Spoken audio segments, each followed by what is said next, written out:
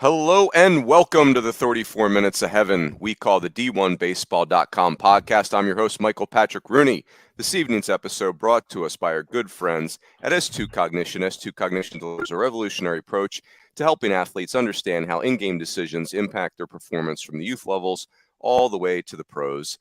I am joined by my esteemed colleagues, Kendall J. Rogers, Joseph J. Healy, Aaron J. Fitt. Gentlemen, happy Monday evening. I believe it's Monday. I did take a red-eye flight this week. I don't even know what planet I'm on. How we doing? We're doing well. Runes, I've always wondered, this is like something I've just always pondered. Like, what is your equation to come up with the time that we're going to talk? Like, is like a special formula? It's hashtag wishful thinking. Like, I really want the podcast to be 34 minutes tonight. Tribute to Charles Barkley. I don't know if we can do it. But I used to try and nail the number, but now I'm just trying to talk the number into the universe. Well, I was just glad you didn't say like while we're talking about 34s. Ooh, yeah, go Cougs. Yep. I was just glad you didn't say like the 98 minutes of heaven or something. Ooh, that would have been bad. Although, Kendall, I do like that you dropped the word pondered on us right out of the chute, like really setting a nice tone for the podcast. Yeah, I'm such a wordsmith. You are a wordsmith. Well done. Boys, how we doing? How we feeling? We're doing well. One thing we learned over the weekend that LSU is decent. So that's my analysis for tonight. You don't say. Thank you. Hashtag scouting. Yeah. I know we all. No, go ahead. I was going to say, Fitzy, in our chat, one of my favorite things about being on the team at D1 Baseball is our chats. And I put in our chat that I think Boston College is tougher than a Westchester Cracker or a Westminster Cracker. Bruce, listen, 2 weeks in a row. Last week we had Kendall with the Worcester Crackers. Now we got you with the Westchester Crackers. You got it right in the chat, and then you blew it when we're on the air. This is such a disgrace. You didn't come at me. The other thing is... Oh, go ahead, Kendall. Well, no, the other thing is, do we want to brag about a cracker that's like indestructible? Like, I kind of feel like... That was my point. I was dying for Fitzy to come at me about the Westminster Crackers not being tough, because that's not a good quality for a cracker. Good point. You know what? The great thing about the Westminster Crackers is they melt in the appropriate amount of time in the chowder. They don't crumble right away. They hang on for a little while. But I think BC, let's see if they've got more staying power, though. I think BC, guys, here's my big takeaway, not to just derail the show and take charge out of the gate. But right now, 5 weeks into the season, the biggest stories, in my opinion, are Boston College, Missouri, and Kentucky. Three teams that just came out of nowhere. Like, BC was picked by everybody, including us, to finish last in the ACC. And Missouri and Kentucky were like a coin toss for last in everybody's SEC picks. And those three teams are all in the top 25 after week 5. Like, who saw that coming?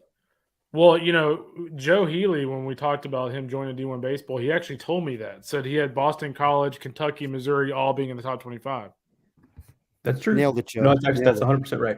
That's no. In all seriousness, though, the thing about Missouri guys is, I saw them opening weekend at Globe Life, and I really like their club. I mean, I don't know if they have staying power from an offensive perspective. I still think they're kind of light offensively, and they might lose Newbeck, one of their key arms for the season. But, for the most part, they've got some really nice pieces. David Seifert really liked Chandler Murphy coming this season. He was electric at Globe Live. Zach Franklin gives them a powerful option in the bullpen. They've got, other options out there, from a pitching standpoint. So, like, Missouri, from a pitching standpoint, might actually have staying power. I think, West Virginia is another team for me that really stands out. I thought coming into the season, if you looked at their arms, you would have looked at like Carlson Reed and Aiden Major and guys like that as arms you kind of pinpointed. But like Blaine Traxel has been really good for him. Ben Hampton's been really solid. And JJ Weatherhold is like one of like 30 guys right now that's hitting like over 440 for the season around the country. So, yeah, there's been some big surprises for sure. Joe, can I pose an SEC question for you along these? So here's my question. Here's the thought that's going through my head. Are Missouri and Kentucky significantly better than we thought? Or is the middle of the SEC not quite? And now, again, I'm not saying Tennessee is part of the middle of the SEC, but is the non-LSU SEC maybe not quite as good as we thought, or somewhere in the middle? I'll go with the cop-out answer, somewhere in the middle. And I don't think it's so much maybe that the middle of the SEC is not as good as we thought. I just don't think maybe the bottom is as far down as we thought, right? I mean, Yeah. and I see Kentucky and Missouri kind of differently, not just because of the opponent. I mean, Mississippi State's a mess right now. That doesn't mean they're going to be a mess in May. Doesn't mean they're going to be a mess a week from now. Right now they are, though. So I think Kentucky just is the exact wrong team for Mississippi State to run into when they're having these issues. It's an older lineup. They're going to take their walks. They're going to let Mississippi State make some errors. They're good athletes, so they're going to run the bases and force them to throw them out on the bases, and Mississippi State can't do that right now. They can't throw guys out. So they were just a bad matchup. Fun fact out of that, Mississippi State has 13 pass balls already this season. Last year they had 3. Wow. So now, and we understand some of those might have actually been wild pitches. I get it, but that number is pretty stark. So, so I see Kentucky's being a little different than Missouri. I think Kentucky up and down the roster, do they have like crazy star power? No, not really, but it's a really good roster, like 1 to 35, basically. Missouri's a little different. Their high-end guys can play with anybody. On the offense, it's Luke Mann, it's Trevor Austin, it's Hank Zeisler. On the pitching staff, it's Newbeck, it's Maltrud, it's Chandler Murphy. I'm missing some Franklin. The depth is the question, though, and that's kind of where I start to have questions with Missouri is if Newbeck's down for any period of time. They've already lost Sam Horn, the two-sport athlete who's probably the best arm on the pitching staff. Ian Losey was hurt for a lot of the year. He's a key guy for them. He's back now, but is working his way back. So they've already had some nicks and cuts, if you will, on the team, and they just can't afford to have a lot of that. So right now, I like what I see. But if you made me pick Kentucky or Missouri, I think I like Kentucky for a little more staying power. Yeah. Are you surprised by? I'm sorry, Rude, but I mean, we talked heading the year about like Darren Williams being a big piece and coming back from the elbow surgery he had, right? Like I don't think it was full Tommy John, maybe, but like he's been great for them, like quickly. I mean, their quality of their pitching, I guess, is the thing I've been the most surprised with. I mean, that like the fact that they were relying on him is like a really key piece of the season. That scared me coming off surgery, and he's been great. And Zach Lee and Tyler Bozeman, I mean, those guys have been really good. Yeah, it feels like they've got on the mound. That feels like real talent. That's not smoke and mirrors. I think offensively, this is not, I don't mean this as a dig necessarily, but on the offense, they're plucky, right? They don't have a lot of physicality. And I'm still fascinated by the idea of what they'll do if they have to play from behind. Kentucky's been playing from in front a lot. And don't get me wrong, that's a skill. That's the best way to play baseball games is from in front. But when they get behind, they're not the most physical offense. How are they will they be able to chase 4 or 5 runs in a game? That kind of, because that will happen in SEC play. So what comes of it there, but the pitching talent I think is real. And it's been a reminder to me that they've had nice arms. The guys who are all healthy and pitching well now are all guys that we thought were going to be dudes at some point. Ryan Hagenow and Zach Lee and Darren Williams and, on and on and on. It feels like they've always had 75% of those guys healthy at any given time.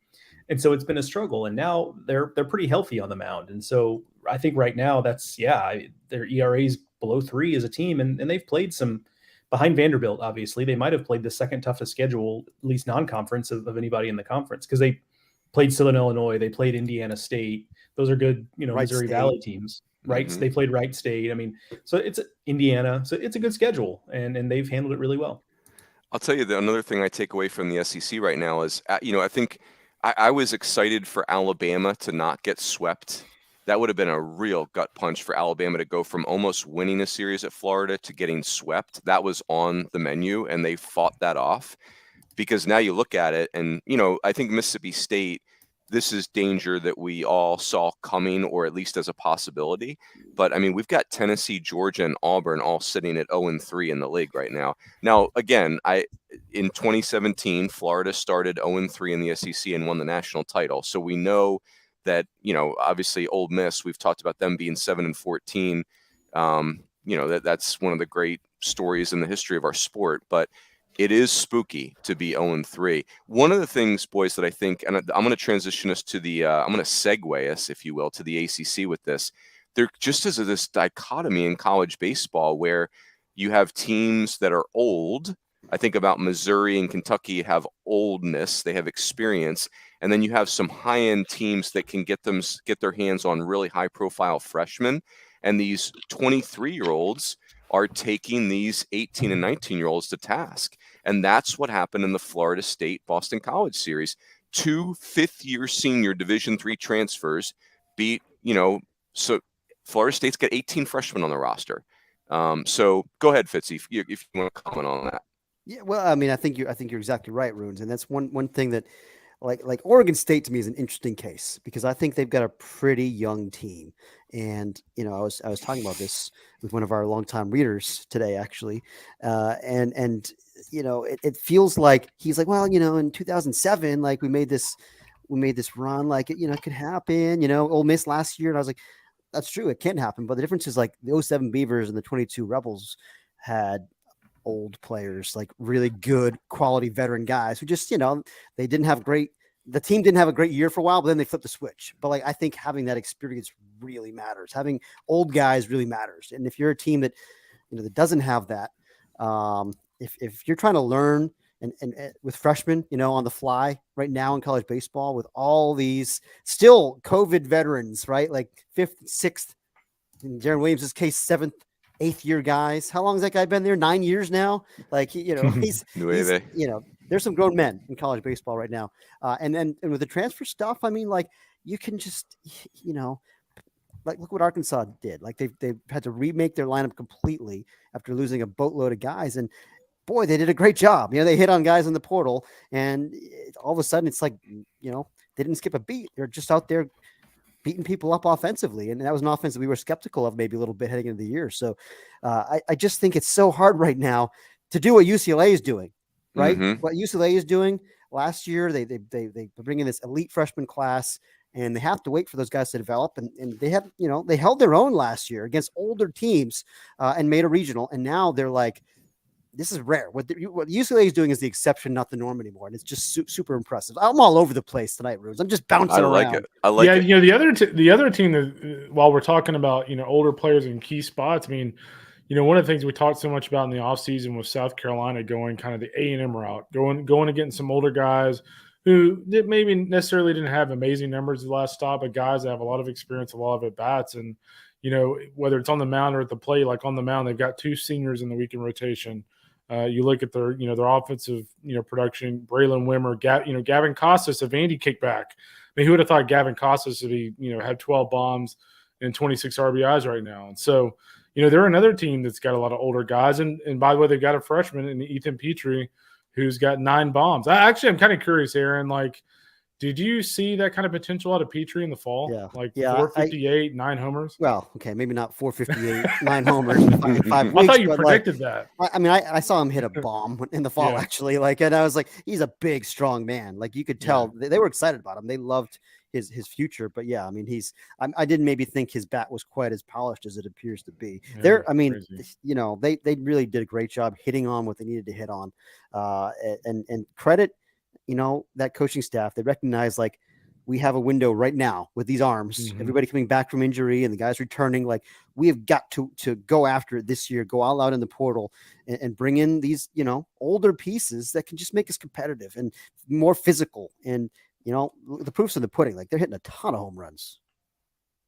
Love it. Hey boys, let's put a cap on the ACC for a second. I want to finish the thought, but Joe, you said something with Hail State, Mississippi State, and Kentucky that I think very much applies to Boston College and Florida State. I had one of those games, and it was Boston College was absolutely the worst team Florida State could play right now.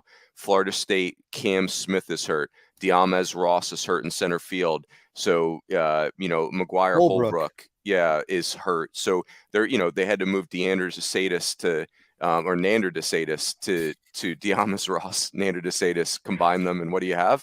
And so, he had to play third base, and it was not comfortable. They're just – and Boston College is a team that it's not sexy, but they will catch the ball when hit to them. They, Jamie Arnold blew their doors in with 1 pitch first time through the order, but they're not going to let you beat them with 1 pitch second time through the order, and they got him out of there very quickly. And so I just – Florida State, guys, as we think this coaching staff is super special, but with 18 freshmen on that roster and injuries and a very thin pitching staff, I'm telling you, their ability to break the all-time regional streak record with 45 this year is in absolute jeopardy right now. I am really, really nervous about that team. I think Link figures it out. But the key is, well, so what's the deal with Crowell, first of all? I mean, you mentioned, Runes, that they basically, he didn't recover well from starting last week, and so he missed the weekend, right? Yep. Yeah. And I think they were, at first I thought they were just trying to find the right spot for him on the weekend, and they just couldn't find that spot for him. But, and BC was loaded up for Sunday, right? They had John West and Henry Leak ready to rock. So, and they took quick control of that game and never really gave Link and Chuck Ristano a chance to find. I mean, you're basically putting Crowell into down 4. It's like it doesn't even make sense at that point. So, but what you said, Fitzy, is like he didn't recover well, and that's a season breaker. They have to have Wyatt Crowell. Yeah, that's huge. I mean, ultimately, the bottom line is they need to maximize what they get from Montgomery, Baumeister, and Crowell. Like, those are the 3 most talented arms on that staff. And Montgomery was not good this weekend, right? Didn't he have a short outing? He didn't pitch. They ixnayed his start. It's been so bad in Game 3 that he's just, just what you think. He's super talented, shows you pitches that are just flashes of brilliance, but is just a lot of self-inflicted damage, getting in bad counts and giving up a lot of damage. He gave up. He did pitch in the finale. He gave up. He didn't get out of the 3rd inning. So, did he start or did he pitch in relief? The box score I'm looking at says he started. Wow. Okay, there you go. Yeah, and that's been him all year. Like, really not getting into even the 2nd, 3rd of the game. Yeah. And that's a problem. I mean, that's they've got to figure out how to maximize what they get out of their 3 most talented arms. I mean, it's that simple.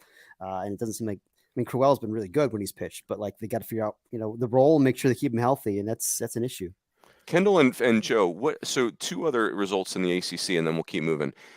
Miami sits there at 5-1. Like, that's a very interesting record and club. And then NC State finding a way to win that crazy Game 3 against Virginia. That seems like a very interesting result. But feel free to comment on either of those or take us somewhere else in the ACC if you like. I'll be real quick on this one. I think the team that really stood out to me over the weekend was Virginia. Last week in the pod, I think Aaron made the point that, like, hey, like let's see how Virginia's pitching, it's particularly their starting pitching, what they do, moving forward.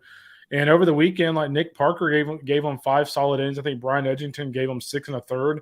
They shut down an NC State lineup that certainly is pretty potent. So, like, you're to the point now where it's kind of like, hey, like, maybe we should believe in this weekend rotation. Like, they're certainly proving themselves right now. And I have a natural tendency to be skeptical of the pitchability right-hander as a power conference weekend starter. It's one thing to be a pitchability left-hander. We've seen those guys succeed, but like if you're like an 88 to 90, maybe 90, 91, even like Edgington, kind of stock righty, how many of those guys really sustain success as a Friday or Saturday night guy in the ACC or SEC? I mean, I feel like it's rare. And so give credit to them. They've pitched awesome so far. They just they just beat a really good offensive team. Like, NC State can swing the bats. I mean, I did like what I saw from Edgington last weekend. I think it was at a Duke. Who could say? It seems like forever ago, but like he can pitch. It was not a Duke, it was at UNC. He can pitch. He's got a splitter. He's got a good enough feel for the slider, and it's 90-91. That's fine. But like, I'm still not 100% sold on that rotation, but I do love the position player group, and it feels like right now it's working. We'll see.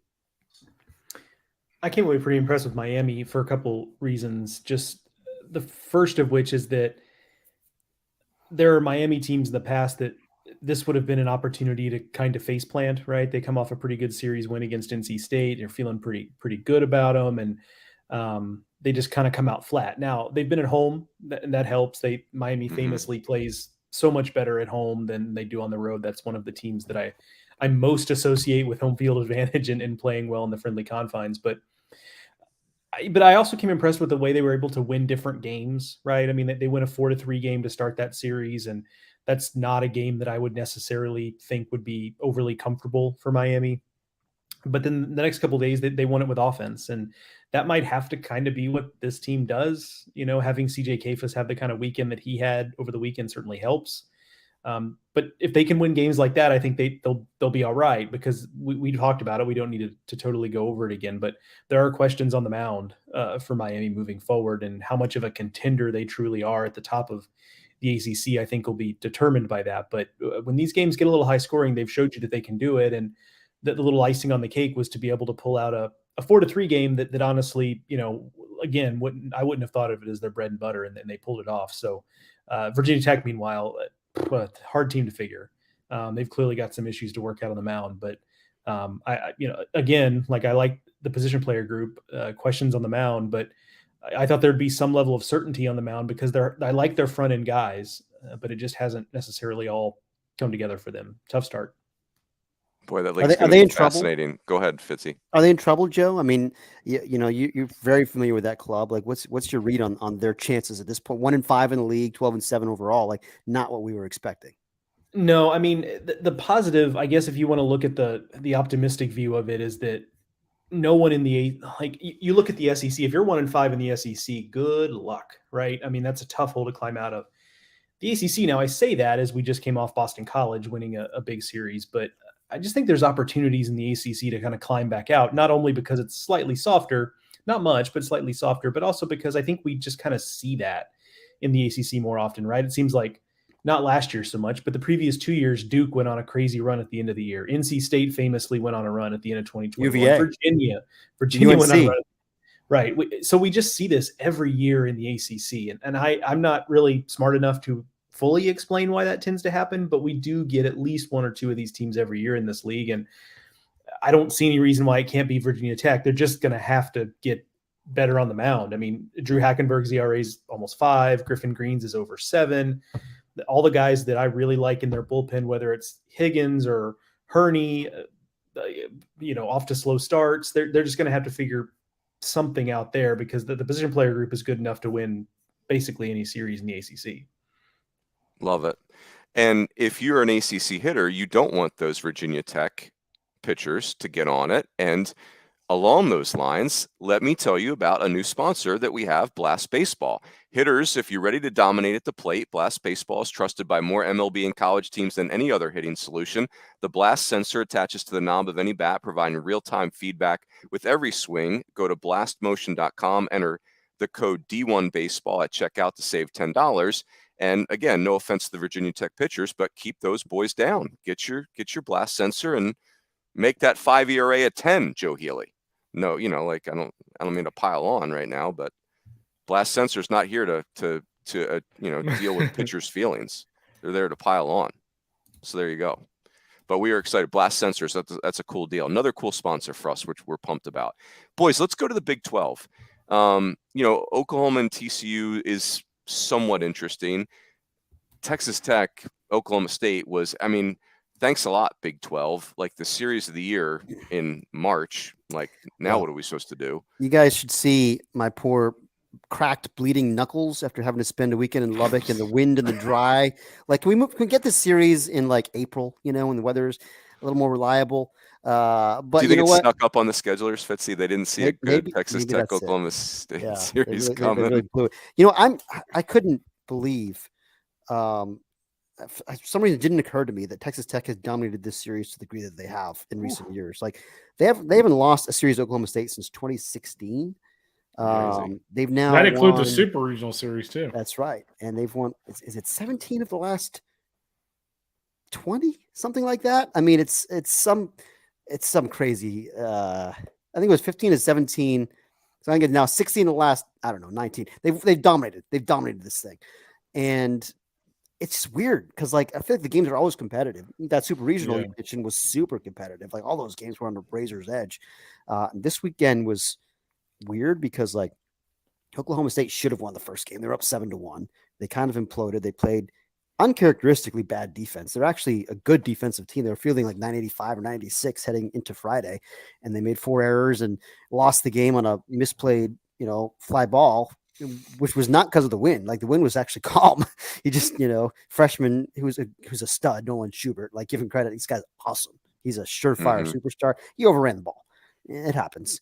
But, like, their defense crushed them in that game. They come back and play a great game on Saturday, like dominating all facets. They get great pitching, great defense, and really good at bats. And then Sunday, Texas Tech runs them out of the building. It was fascinating. And I walked away from this thinking, frankly, like these teams are both really good. I'm not actually soured on Oklahoma State as long as Jerron Watts-Brown can stay healthy.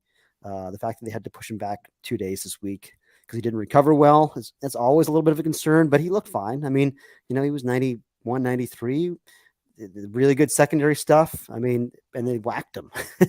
They whacked him. He got, apparently, the Texas Tech players were saying he got a little predictable with leaning on the slider and, the breaking ball. He's got 2 distinct breaking balls, and he was kind of, they kind of figure out his patterns. Like he trusts those pitches more than he trusts his fastball, and they sat on him and they hit him, and Texas Tech's got some real hitters. I wrote about this today in my column. It's a lot of new faces, freshmen and transfers and JUCO guys that are all good. They just really did a great job reloading, and the future looks super bright there, but so does the present. I mean, I don't think Texas Tech has maybe the elite frontline horses on the mound that maybe we've seen from them in the past. There's no, Stephen Gingrey or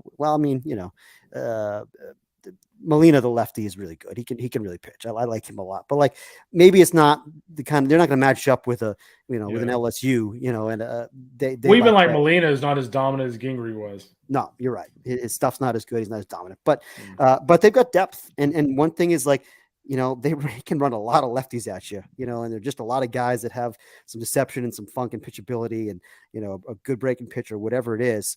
And they've got some, righty slider guys that just like, here it is, like try and hit it. And you can't. I mean, they're going to mix and match a lot, I think, pretty effectively. I like the depth of their staff. I just don't know what to make of Oklahoma State, boys. Like, I just don't, like they've been to 9 straight regionals, which is the 5th best streak in our sport right now. But I just, I catch myself just making excuses for Oklahoma State. Like, they keep running into injuries. They keep getting these really tough draws in the postseason. And I don't, I don't know. I'm maybe, if it looks like a fish and talks like a fish, it's a fish right now. Like Texas Tech's domination of them, Fitzy, it's a quandary because you're right. Like all of these games, like that super regional they played in 2019, it's one of the best super regionals in history. It was 3 games decided by a total of 4 runs. But in fact, Texas Tech won that super regional like they win every series with Oklahoma State. So I don't, it's early and Oklahoma State's teams always get better, but at some point, I don't know. I'm really confused by Oklahoma State, I guess is the best way to say it. I will say this. When I saw Oklahoma State opening weekend, they didn't play great. What I saw was a team with a really good offense, but outside of that did not look like a national championship contending team to me. And one weekend. The pitching you didn't like? Yeah, I just thought the pitching was just average. It just didn't do a lot for me. So I just think Oklahoma State's one of those programs. It's a really good program. I don't think it's an elite program. Like they're always lacking something. Jansen Kiesel, did he even pitch this weekend, Fitzy? He did not, and I did not ask about that. Maybe he's not been good. I think. I'm guessing that's it. Yeah, his ERA was over 6. Yeah, but but here's the thing: is like they've actually got a legitimate, bona fide Friday night guy with Friday night guy stuff in Jerron Watts-Brown. Like I know, hey, Texas Tech beat him. Like tip your cap. He's a guy, which there aren't a ton of those guys out there. So, you take that first of all. The kid from St. John's, Hendry, he was good on Friday. Yeah, Brian Hendry's good. I mean, it's like that plays. That's like better stuff than anybody in Virginia's weekend rotation has. It's. I think they've got enough on the mound. I think between Nolan McLean and the kid Stevens, Isaac Stevens is like. 92, touch 94 from a sidearm slot. It's nasty, man. Like it's real stuff. And he was the Big 12 ERA leader heading into this series. Like they've got a couple of guys like who are real dudes in the bullpen who have elite stuff, and then they've got some like a Drew Blake type or Gabe Davis, these young arms that I think have really bright futures. Gabe Davis was up 96 this weekend. I think they do have enough on the mound. It's just a matter of kind of developing those guys. They just need more experience, in my opinion, and that'll come over the course of the year. And Runes, you mentioned it. Josh Holliday's teams always seem to peak down the stretch every single year like clockwork. Yep. Yeah, it's going to be interesting. Hey, boys, the Pac-12. Let's just touch on the Pac-12 really quickly, and then we'll do a non-Power 4, result that piqued our interest. Stanford just kind of handled Oregon State this weekend. You mentioned it, Fitzy. Oregon State, they're just so young positionally, and they're really hurting for offense right now. I mean, they are just not hitting. They're not scoring. They got 3 hit in a Sunday game where Stanford's pitching hasn't. There's been some fits and starts in Stanford's pitching, but UCLA sweeping Arizona, I didn't have that on my bingo card. After I felt like their series against Oregon, they looked a little bit vulnerable. Give me a takeaway from the Pac-12 right now.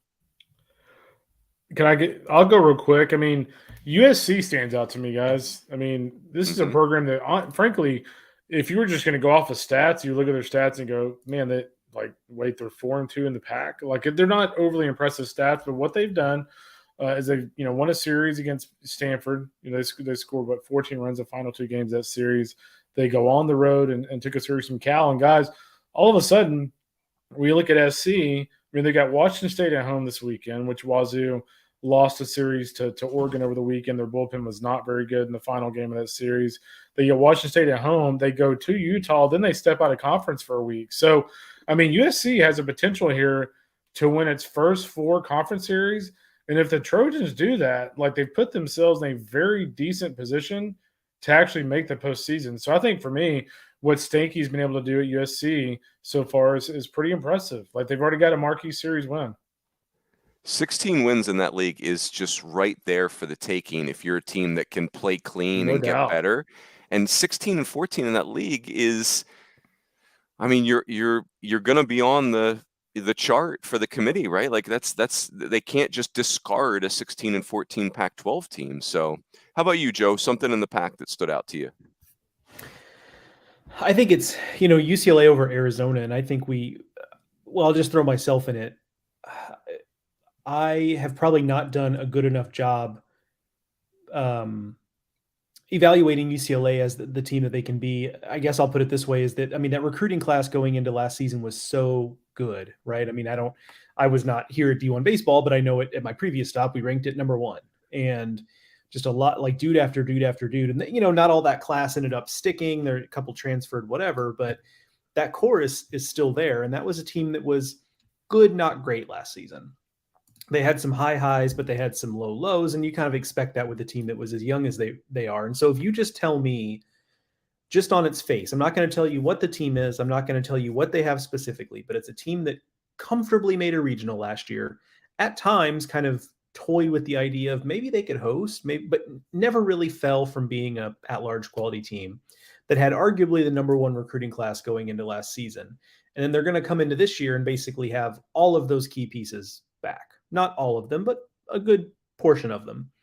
I'd go, okay, well, that's a team that's probably in the mix to win the conference title or win a national title. And I just feel like we haven't really talked about UCLA that way. And there are some valid reasons for that. We had questions about the offense or specifically the physicality of the offense, and that's fair. But I do think, again, just pointing the finger at myself, I've not done a good job of giving them their due as, hey, look, this is a team that's really, really talented. We were pretty quick to anoint Stanford for some good reasons, but I think UCLA has shown that they're right there.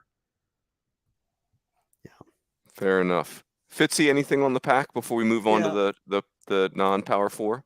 I totally agree with Joe, and I feel like an idiot, Runes, because I think like you, I just made a gut call pick on Arizona to win that series on the road, and thanks for coming out, boys. Yeah, my pick's torched. I think it's clear at this point to me that there's a clear top tier in the Pac-12, and there are 2 teams in it, and Stanford and UCLA, and then it's everybody else. I do think that it's obvious that Washington is much improved. Washington State's much improved. USC, as Kendall mentioned, for sure. But it feels like all those other teams are just going to be jostling for position behind the top 2. I still believe in Stanford. I know that maybe there's some questions people have about their pitching. I still absolutely believe in Stanford and UCLA. I think those are the two teams out west in the Pac that are really just head and shoulders above everybody else. Oregon was one that heading into the season I was intrigued by, and just a really weird team to get a handle on. They've just been streaky. as all get out through the first 5 weeks. And right now it seems like their offense is starting to heat up and show what we expected it to be heading into the year, but maybe their pitching is going backwards. But they won that series against Washington State, which had been an upstart. It just feels like this is going to be one of those years where all those other teams just kind of eat each other, and you wonder if that hurts everybody's chances when it comes time for at-large bids. Yeah, it's going to be really. Go ahead, Kendall. You go first. No, I was going to say really quickly, Washington actually goes to UCLA this weekend. Like Jason Kelly's club's been better this year.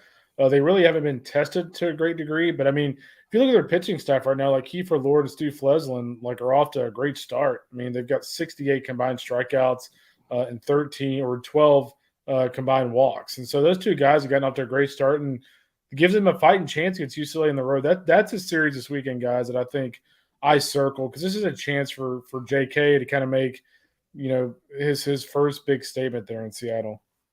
Yep. I will say this, boys, Stanford, I'm very nervous about their pitching, but they just, their roster is so much more talented than everybody else's that you get nervous about their pitching. They threw Drew Dowd in the bullpen. He figured he excelled in that role. Nick Dugan and Matt Scott are really talented young arms that just the depth of the talent is so ridiculous. Tommy Troy and Drew Bowser did play this weekend. So I think your point's well taken, that third place is there for the taking in that league. And that's a really good position. That's a position that has prominence. Let's go to go ahead, Fitzy. One last thought. On Stanford, I was talking with our boy Wes Clements this weekend, who did that series for I think he did all 3 of those games for ESPN, but or the Pac-12, whoever it was. He was saying Matt Scott, you just mentioned him. That's the guy. He said he thinks as a freshman he could wind up being the best starter in their staff, which is interesting to me. Yeah. Hey, so I'm going to start us with UTSA. They held Florida. They swept Florida Atlantic at home. Patrick Hallmark is, that's a coaching name people got to know. I'm going to scold myself like you scolded yourself, Joe. I need to learn more about UTSA. They barely missed regionals last year. And here they are they held Florida Atlantic, which is a very good offensive team, to 7 runs over the course of the weekend. I think of UTSA as a hit first program. But, I'm just kind of guessing a little bit there. I'm scolding myself. I need to dig in on them. The Roadrunners seem to be for real. That's a loud sweep. Florida Atlantic, John McCormick's teams just don't show up and get shut down offensively like that. So that's the one that jumped out at me. But yeah, Kendall, what's a non-Power 5 result that jumped out at you last weekend? I'm going to go with Texas State over Southern Miss. I mean, I thought for me, Southern Miss had no excuse to lose this series when you consider that Texas State didn't have Zeke Wood. Because at Texas State, they've got nice arms, but really, if you don't have Zeke Wood and all you have is Levi Wells for the weekend in rotation, that's a series you should win if you're Southern Miss. But give the Bobcats a lot of credit. This is a team that obviously when I saw them last week against TCU, I really, really liked their offense. And even without Zeke, they got it done. They won 2 of 3 from USM in their first ever Sunbelt series, and now they get him back. It sounds like they get him back for Coastal this coming weekend. So I thought that told me a lot about Texas State, that even without one of their big guns on the mound, they could still beat a quality club. Granted, USM scuffling a little bit, but that told me a lot about Texas State, I believe. And Kendall, you talked about this, I think, off air, but circle that series at Texas State against Coastal Carolina. Is that this weekend? That's this coming weekend. Yeah, fascinating one because Coastal's been good. Also, and that just the league is, I don't know. It's just going to be a death match. And it's just every weekend. It seems going to really. It's going to be fun to watch. What's crazy about the Sun Belt is we kind of made this point last week, but they still continue to have 5 to 6 teams that you look at on paper and go I could legitimately see every single one of those teams being in the postseason. So we'll see if that continues. Yep. I mean, it's quickly, and then if Runes, if you don't mind, I'll go ahead and do mine. But please, quick point that this is more for the Nerdcast, but I think something to think about is that the Sun Belt has kind of maybe moved up into its own class in terms of league now. And I think in a world where the American is down, right? I mean, the American's been a 1, maybe 2 bid league. And then you look 5 years ago and it's a 4 bid league, right? The Big Ten the last couple of years has been down. They were 4 or 5 bids, and now they've been 2 or 3. And last year very easily could have been a 1 bid league. Conference USA, because of the realignment, might be a little bit down this year. I think it's still a pretty good league, but they might not get as many bids. And so in a world where you've got all these typically 2, 3, 4 bid leagues getting closer to 2, there is kind of this like power vacuum that I think the Sun Belt might be able to move into a little bit. So if it sounds nuts that Kendall's talking about 5 or 6 teams in position, I don't think they'll get 6, but could the Sun Belt be like a 5 bid league? I think absolutely, when you consider some of the other pieces on the chessboard that are kind of moving around. So something point, to kind of, it's a great kind of point. noodle on. I mean, because you're right. I mean, all those other leagues, it does feel like there's been a lot of drop off. I mean, it's strange because it really felt like the Big Ten was on the ascent, and then now it kind of feels like I was looking at it today. It's like, could see it being a 3 bid league, maybe, like if certain things break right. But I mean, like, it doesn't feel like they're going to be in the conversation for 5 again anytime soon. Yeah, it's worth mentioning too. Granted, we'll be the first to say RPI doesn't mean a ton right now, but the RPI comes out daily now on our site, and the Sun Belt actually has like 5 teams in the top 58 right now. Texas State's 92. You expect that to go up, but for the Sun Belt to have 5 teams in that range at this point in the season, that's pretty good. It kind of feels like it's the Power 4, then the Sun Belt, then Conference USA, then the Big Ten. Because USA right now is not looking great. I mean, La Tech and Charlotte have just been okay. Although I think we said that in the chat today, but I still have conviction that Woody and Lane Burroughs will get those 2 teams going at some point. And big win series win for Charlotte this weekend, by the way. On that note, they took 2 out of 3 from La Tech. One of the other leagues that used to kind of fill in some of those bids, of course, is the Big West, and that kind of segues to my series. Cal State Fullerton took 2 or 3 from UC Irvine. Yeah. And I am the furthest thing. Like, Runes could tell you a whole lot more about Fullerton, but all I'm saying is that so far this year they've played Stanford pretty good. They played Michigan pretty good. They, played Texas well. They've won series. They just won the series with UC Irvine. Like, I'm not saying it's all the way back. Like, it's clearly not all the way back. But, I mean, we've kind of been looking for Cal State Fullerton to kind of see the oasis in the desert. And it feels like we might be in the early stages of them starting to find their way anyway. Well, they did win the Texas series. They did. They won the Texas. Play well. They won it. I'll be honest. I was looking at the little score sheet, and I forgot they won that series, so I wasn't believing that it said they won the series. I thought maybe that was a typo. But yeah, they won that series. So again, like, not all the way back, but I mean, they're 8-8. Previous versions of Fullerton would be 4-12 in that 16 games. So it's clearly getting better, and who knows what it means in the end. But I think that's a good thing for college baseball to have that brand on the way back. Yep. Amen. Fitzy, you got a non-power forward thing that stood out to you? Go for it.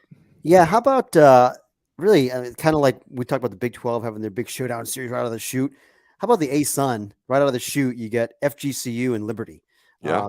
Kind of the 2 teams. And I got hey, mea culpa here, guys. Our man Walt V did the ASUN preview, and when he submitted it, I'm just gonna reveal how the sausage was made here. He picked transparency. He picked FGCU to win the league, and me being the know-all editor that I am, I said no, we're gonna go with Liberty here. Liberty's the team, and we'll see. Maybe it's still Liberty, but I overruled. I made an executive decision on poor Walt. And FGCU takes 2 out of 3 this weekend from the Flames. Granted, it was down in Fort Myers, but FGCU can rake, guys, and we knew they would. It was just a matter of would they have enough arms. But boy, Joe Kinker, I think he's now the all-time leading home run hitter in that program. I don't know if he was closing in on that record. Off to a great start. Alejandro Figueiredo, Brian Ellis, feel like he's been there producing forever. All those guys are doing it again. Edric Felix, the second baseman, put up huge numbers. I mean, this is a really scary offensive team, and if they can just be kind of competent on the mound, which so far so good. They've got a nice resume. Series win at Florida State, obviously, was kind of the key for them to get into the top 25 last week. They swept Troy in that 2-game midweek series.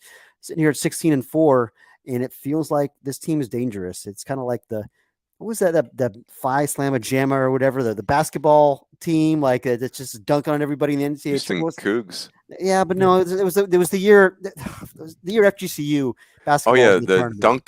They had dunk City. Was in what was it? Dunk City. Yeah. Is that what it was? Anyway. Yeah. maybe this is that version of that, because it's like they're going to just bash people. Like this is going to be a team that's going to be a lot of fun to watch. Maybe a team that you don't want in your regional when it comes down to it, because their firepower is real, I think. One on the mound for them, I mean, one of the guys who's come around is Mason Miller, and that's a guy who was I'm not going to profess to know FGCU recruiting history, but I have to imagine haven't had a lot of recruits better than him coming in. I mean, he was a big time name, and it took him a while. He was pretty raw, but he's starting to come around, and he's got to be one of the better arms in the ASUN. So they've got some bullets to fire on the mound, but it's a super old offensive club. I mean, it fits to circle back to the discussion kind of at the top of the show, like they fit into central casting of like old mid-major who you just don't want to see. And if you're a super talented young Power 5 program in a regional, like that's just kind of like a nightmare scenario.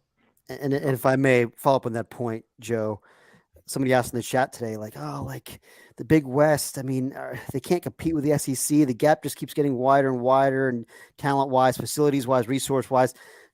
Is it over for the Big West, basically? And my thought was like, well, it kind of feels like the recipe forward is the same as it has always been, which is, when you've got old teams with highly skilled players, guys that play great defense, guys that can execute, the inside game, handle the bat and pound the zone and command their off speed and their fastballs. Like there's still going to be those Big West teams, with all these California kids who grew up playing the game all year round their whole lives, that are, when they have their window, when they've got their older teams, they're still going to go out and win some super regionals against some SEC teams. They're not going to be able to out talent those teams, but like the recipe is still there. And that's, I think, the same for everyone in every mid-major in college baseball. If you've got an old team, that's really, you got to take advantage of those windows. You got to cash in on those. Yep. Skill over thrill. Boys, let's wrap it right there. I'll tell you the other thing I wanted to mention, just expound on NC State for a second. We know that in today's college baseball, an at-large bid can be one game. Like for NC State and Ole Miss last year, one game was the difference between one team in, one team's out. And I think about NC State this past weekend, where they are up 2-1 in Game 3 against Virginia. And Kyle Teal and Jake Geloff hit these back-breaking home runs to take a 4-2 lead. And NC State, they're just 1-5 in the league at that point. And they come back and score 3 in the bottom of the ninth. And they're not 1-5, they're 2-4. Like those little things, that intestinal fortitude can save your season. So, man, now that we're in conference play, you just get these incredibly compelling results. Let's say thanks again to our friends at S2 Cognition and Blast Baseball. Really, really pleased to have them as partners. Want to encourage everyone, get on the website, get your subscription, type in SAVE23, get 20% off at checkout. There's so much great stuff, from the advanced stats to the articles to the recaps.